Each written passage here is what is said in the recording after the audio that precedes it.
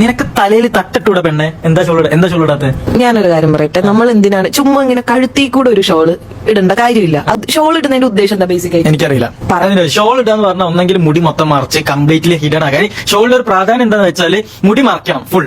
അതിനാണ് ഷോൾ. പിന്നെ ഞാൻ ഷോൾ ഇട്ടോണ്ടിരുന്ന കുറെ ഇങ്ങനെ ആൾക്കാരെ ബോധിപ്പിക്കാനുമായിരുന്നു. പ്രിയപ്പെട്ട സഹോദരി, ഇസ്ലാം മതത്തിൽ ഒരിക്കലും ഇക്റാഹ് നിർബന്ധിതമല്ല. ഒരു വിഷയവും ഒരു നിയമവും നിർബന്ധിതമല്ല. ലക്കും ദീനുക്കും വലിയ ദീൻ.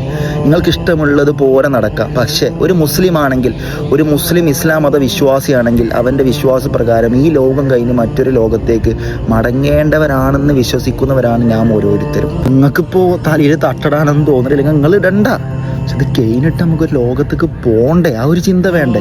നമ്മൾ പ്രത്യേകിച്ച് ഈ സോഷ്യൽ മീഡിയയിലെ ഇൻഫ്ലുവൻസേഴ്സും അല്ലെങ്കിൽ സെലിബ്രിറ്റീസൊക്കെ ആകുമ്പോൾ നമ്മൾ ഫോളോ അപ്പ് ചെയ്യണ കുറേ പേരുണ്ടാവും. അവർക്ക് എന്തെങ്കിലും നല്ലത് മോട്ടീവ് ആവാൻ ശ്രമിക്കുക. ഇപ്പോൾ നിങ്ങൾ തട്ടമിട്ടിട്ടില്ലെങ്കിൽ അത് ഫോളോ അപ്പ് ചെയ്യാൻ വേറെ കുറച്ച് പേരെ നിങ്ങൾ സൃഷ്ടിച്ചെടുത്താൽ അതിൻ്റെ കുറ്റമെല്ലാം തുടക്കക്കാരനായ നിങ്ങൾക്കാണ്. ഞാൻ തട്ടടാത്തത് എൻ്റെ മാതിരി എൻ്റെ പോലെ കുറേ പേരെ ഉണ്ടാക്കാനാണ് എന്നൊന്നുമല്ല എൻ്റെ ഭാവം എന്നാണ് നിങ്ങളുടെ ധാരണയെങ്കിൽ നിങ്ങൾ അങ്ങനെ ചെയ്യുകയാണെങ്കിൽ നിങ്ങൾ ഇഷ്ടപ്പെടുന്ന കുറച്ച് പേര് അങ്ങനെ ആകും. അതുകൊണ്ടാണ് പരിശുദ്ധമായ ഖുർആൻ എല്ലാവരോടും പാടായിട്ട് പറഞ്ഞത്, സ്ത്രീകളെ നിങ്ങൾ പുറത്തു പോകുമ്പോൾ അന്യരായ പുരുഷന്മാർ നിങ്ങൾക്ക് കാണാൻ പറ്റാത്തൊരു സാഹചര്യത്തിലാണെങ്കിൽ നിങ്ങൾക്ക് മറക്കേണ്ട ഭാഗങ്ങളെല്ലാം മറക്കണം. അതുപോലെ തന്നെ പുരുഷനോടും കൽപ്പനയുണ്ട്. അന്യരായ സ്ത്രീകളെ കാണുമ്പോൾ അവരിലേക്ക് നോക്കരുതെന്നും തല താഴ്ത്തി നടക്കണമെന്നും പുരുഷനോടുള്ള പടച്ച റബ്ബിന്റെ ഓർഡറാണ്. പ്രത്യേകിച്ച് ഒരു പെണ്ണിന് ആണിനോട് തോന്നുന്ന ഇംപ്രഷൻ അല്ലെങ്കിൽ കാമം അതിനേക്കാൾ ഡബിൾ ആണ് ഒരു പുരുഷന് സ്ത്രീയോട് തോന്നുന്ന കാമം. കാരണം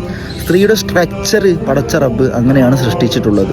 ആ ഒരു കാന്തമായ നോട്ടത്തിൽ നിന്ന് പുരുഷനെ സംരക്ഷിക്കാനും സ്ത്രീയുടെ സുരക്ഷിതത്വത്തിന് വേണ്ടിയിട്ടാണ് തലയിൽ തട്ടമിടണമെന്നും ഹിജാബ് ധരിക്കണമെന്നുമെല്ലാം ഇസ്ലാമിൻ്റെ ഓർഡർ വന്നത്. അത് സ്ത്രീയെ ബുദ്ധിമുട്ടിക്കാനോ അല്ലെങ്കിൽ സ്ത്രീക്ക് ഏൽപ്പിക്കുന്ന ക്രൂരമായ കണിശിതമായ നിയമമല്ല. സ്ത്രീയുടെ സുരക്ഷിതത്വത്തിനും ഹിഫ്ളിനും സെക്യൂരിറ്റിക്കും വേണ്ടിയാണ് പടച്ച റബ്ബ് അത് ഏൽപ്പിച്ചിട്ടുള്ളത്. ആ ഒരു രീതിയിൽ മനസ്സിലാക്കുക. ഇൻഷാ അല്ലാഹ്. അസ്സലാമു അലൈക്കും.